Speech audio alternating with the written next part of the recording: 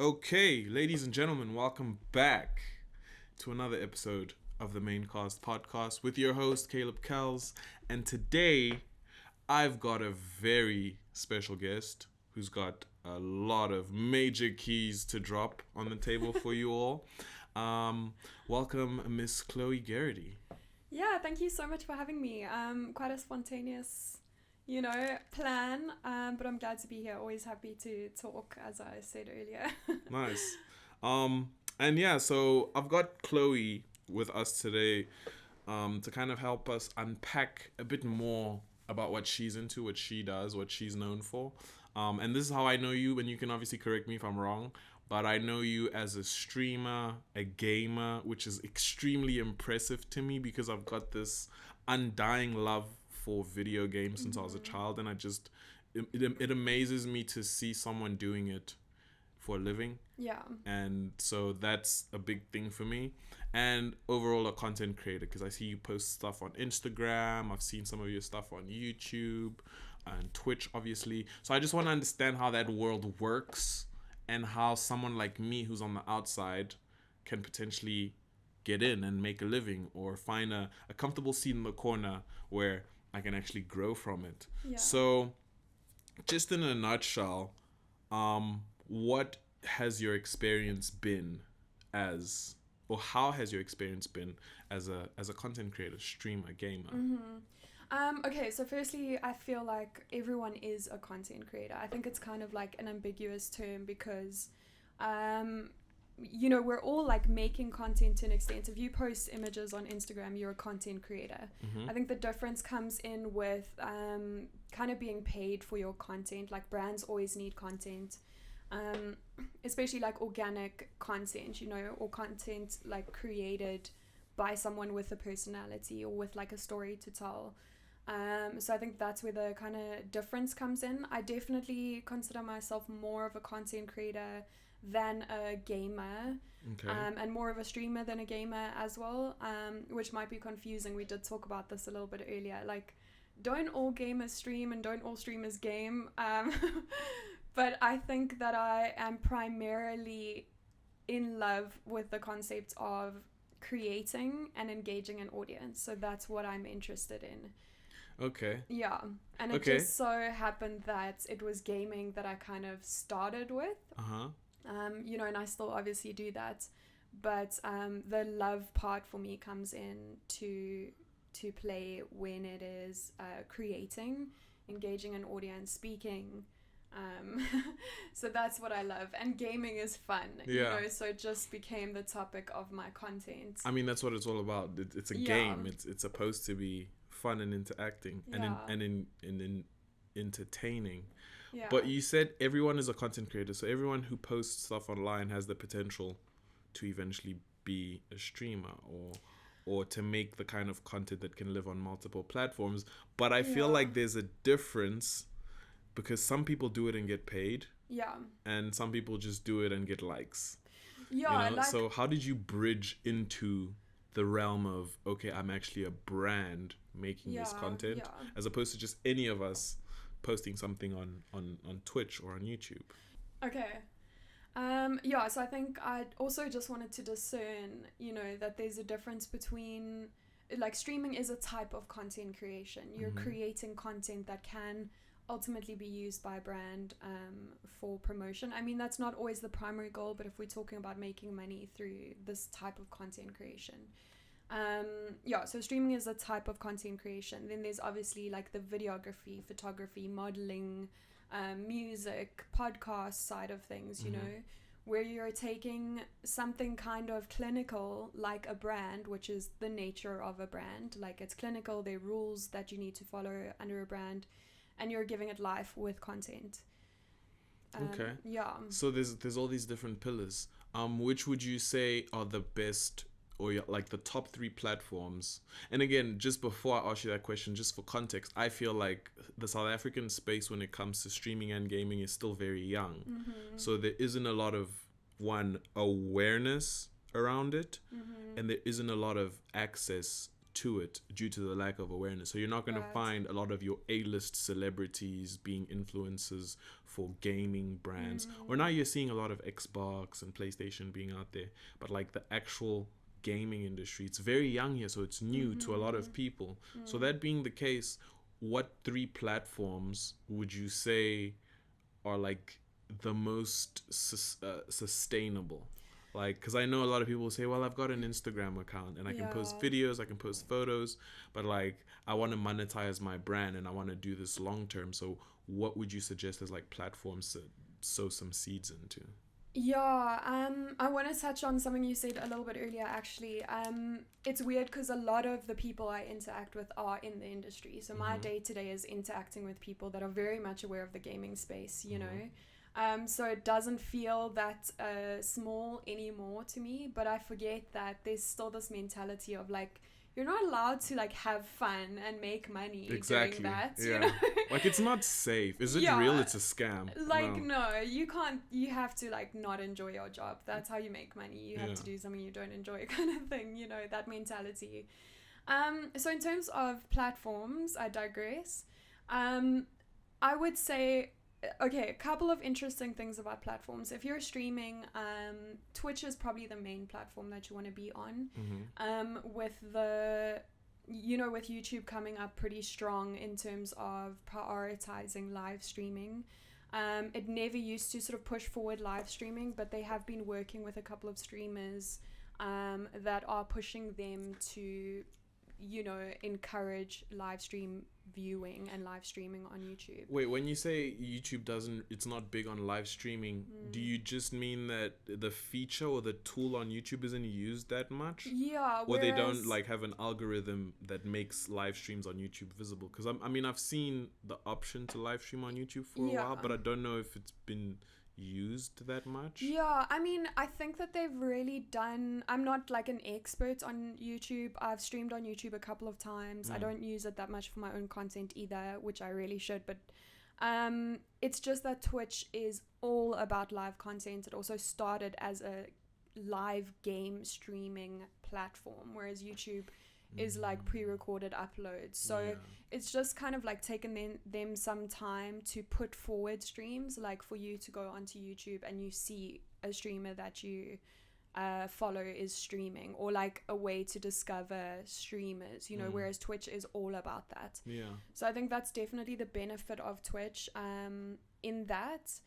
But I think a lot of people are either jumping to YouTube or starting on YouTube now. And we also see the introduction of a new streaming platform. So we had a streaming platform called Mixer. Is this like a South African platform? No. Okay. So there was, you know, because Twitch has kind of like, in a sense, monopolized the live streaming industry. It's like if you're not on Twitch, you're not really doing it. Yeah, like, you know, Twitch or YouTube, like YouTube to an extent. And that's just really dangerous, actually, because we end up with nobody competing for better, you know, sort of content creator platform splits. For example, Twitch takes 50% of your subscriber income. 50%. And even if you're a Twitch partner, before I got Twitch partner, I was kind of under the assumption that you, as a Twitch partner, you get 75%, 25% split. But it's not automatic. You have to, apparently, this is what I've heard, you have to negotiate this split with them. And that's insane.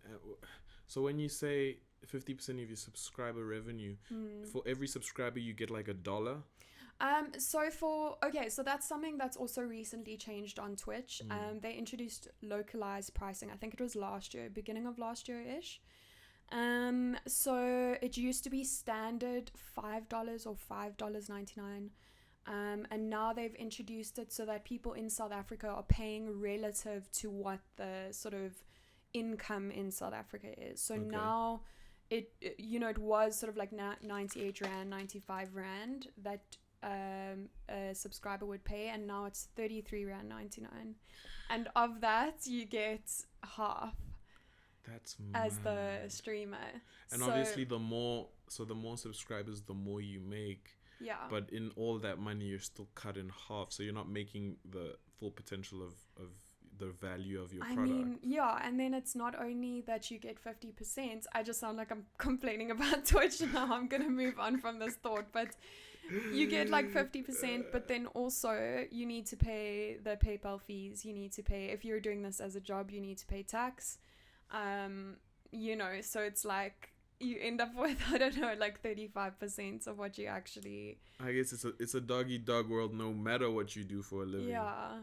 That's mad. Okay, I think that's very important to note though, because again, I'm speaking from the perspective of someone who's on the outside. Yeah. You think I'm gonna get on there? I'm gonna put my videos. Eventually, I'm gonna have this percentage of followers and subscribers, and then I'm gonna start making money, right?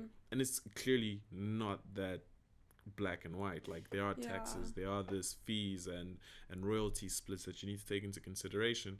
So you've mentioned Twitch and YouTube. Yeah, so I was like going on a tangent there, but there is a new streaming platform called Kick Streaming. It's recently been like trending on Twitter.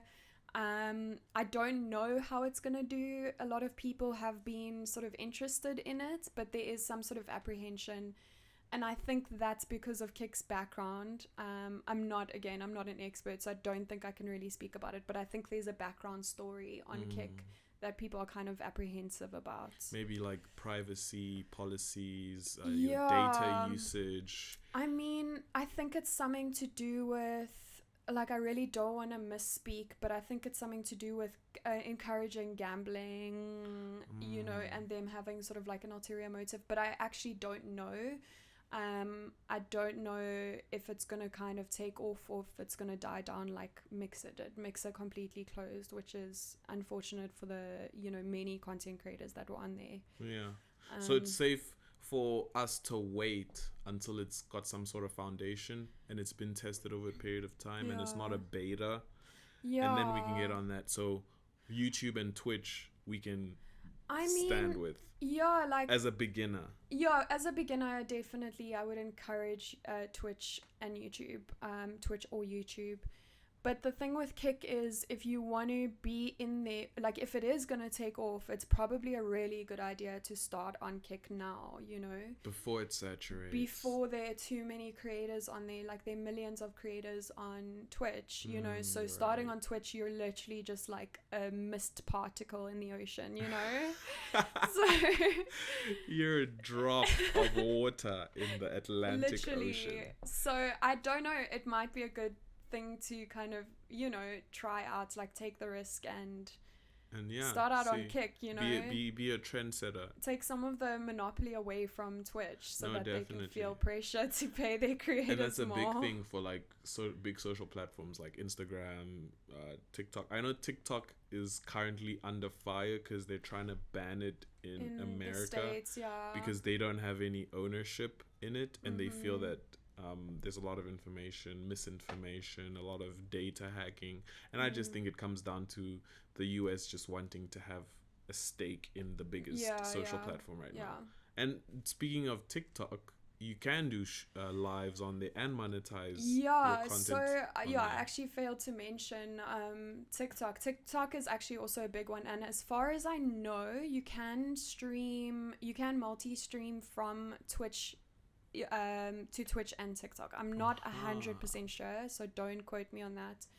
But I think a lot of streamers are multi-streaming, and I think as a Twitch affiliate, you are allowed to do that. So yeah, TikTok is definitely a big one. You know, originally when you asked the question of like what platforms should people be on, the answer is all of them. Yeah. You know, like the more as many places as possible, the more eyes the better. Yeah, the more lines in the water, the more fish you're gonna catch. Definitely. You know, ultimately. So use all of the platforms. A big platform for marketing or like promotion, which I was surprised by, is Twitter actually, because I was kind of like, oh, Twitter, like, you know, a select few people use Twitter. It's not like a mainstream. And Twitter isn't very visual focused. It's more so opinions and typing. It's more speaking, and like arguing online. Like it's a hub. But Twitter has probably been the best promotional tool for my streaming.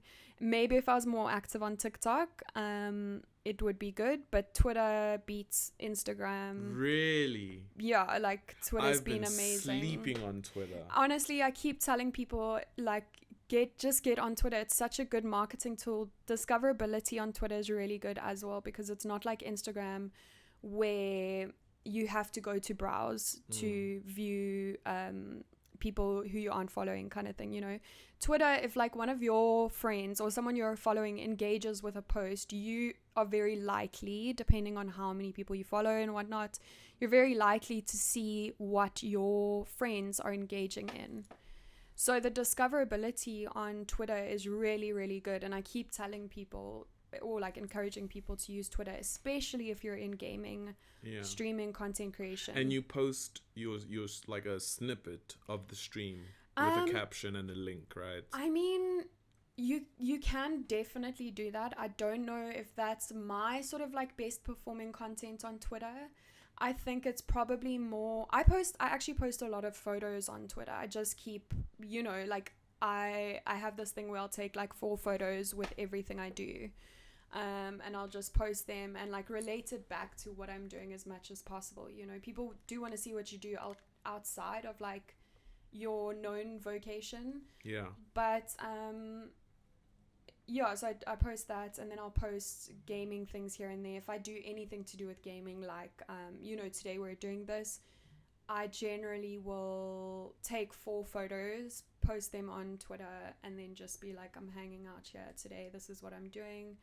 And then you've got a schedule like I'm gonna be live at this time or whatnot. Yeah. So schedules are really important. I'm being so hypocritical because I don't actually have a schedule at the moment.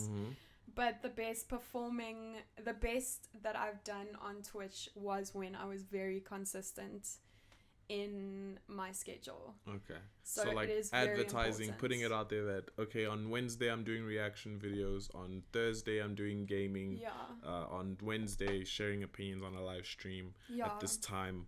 And that's like programming your viewers to take you more seriously, but also to know when to look for you. Yeah, absolutely. The more organized, the more prepared you are. You can never be too organized or too prepared unless it puts a damp on your content, you know. Yeah. But there are a couple of South African streamers that are really good at that. Naledi Androva, Dead RX, you know, posting their schedules. Yeah. And I know I'm missing a few people that are really good at it, but it is super important.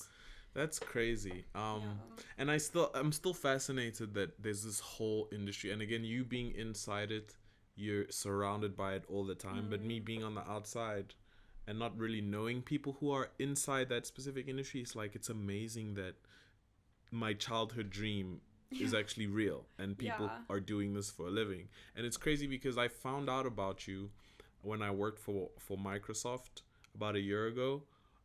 We would have this budget for Xbox influencers on all the campaigns, because that's like what all the big companies are looking for now. And they're all complaining about it, like, yeah, the return on investment, you can't really calculate it because how many followers actually followed because of your post, But it's like they still have that influencer budget because that's the best way to communicate to a variety of audiences. And so I would always have this list of influencers that we could reach out to, and your name was always on that list. And I was like, wow, okay, so I didn't know that in general, whether it's global or local, I didn't know that there were a lot of female gamers and attractive female gamers. And it's like, when we were kids, you wouldn't imagine that girls even watch anime or do Comic-Con or cosplay and play video games. And now it's like, I'm like, okay, this one's interesting. She looks different from the different men on the list and a few other females on the list, but your name kept popping up. So I'm glad that I actually have you here now to kind of talk about this. And so I want to just turn up the heat on some of the aspects of what you do that are maybe frowned upon or potentially dangerous or potentially beneficial financially.